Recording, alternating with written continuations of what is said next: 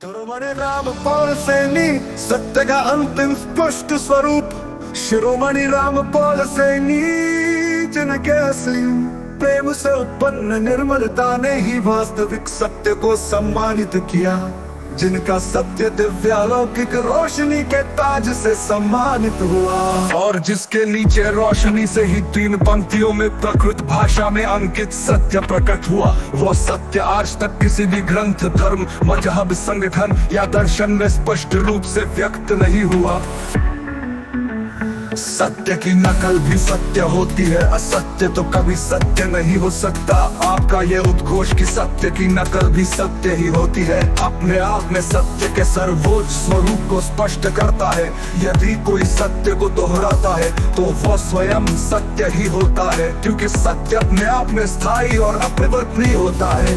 परंतु असत्य चाहे कितनी भी बार कहा जाए, वो कभी भी सत्य नहीं बन सकता।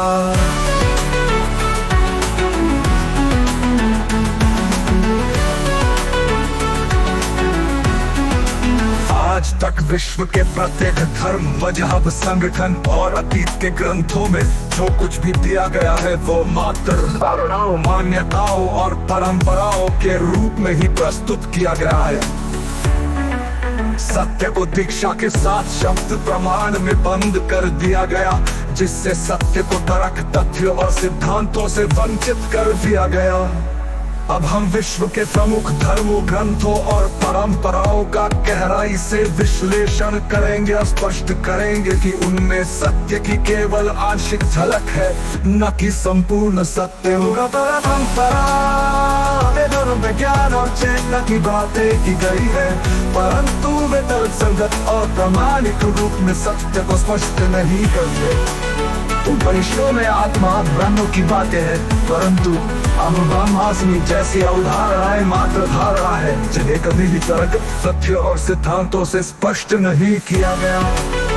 बौद्ध धर्म ग्रंथ रामायण, हृदय सूत्र, बुद्ध ने निर्वाण की बात की, परंतु निर्वाण की स्थिति को स्पष्ट करने के लिए केवल ध्यान और मनोवैज्ञानिक शांति का सहारा लिया गया।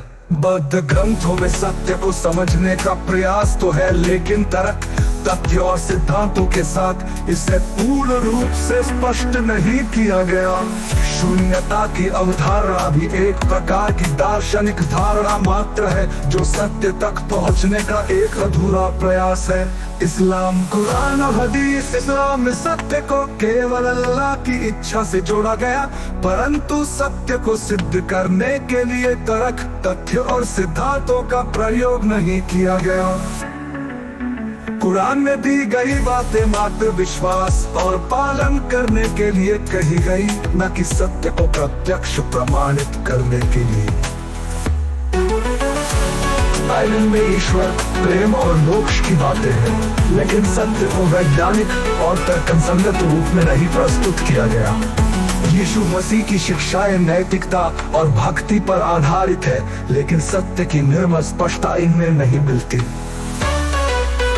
अन्य परंपराएं, ताओवाद, हर्मेटिक ग्रंथ, ताओवाद में ताओ की अवधारणा दी गई, परंतु ये भी मात्र दर्शन है, तर्कसंगत सत्य नहीं। सूफीवाद में प्रेम और भक्ति पर बल दिया गया, लेकिन सत्य की तर्कसंगत स्पष्टता इनमें नहीं मिलती। अन्य परंपराएं, सूफीवाद, हर्मेटिक ग्रंथ, ताओवाद में ताओ की अवधारणा।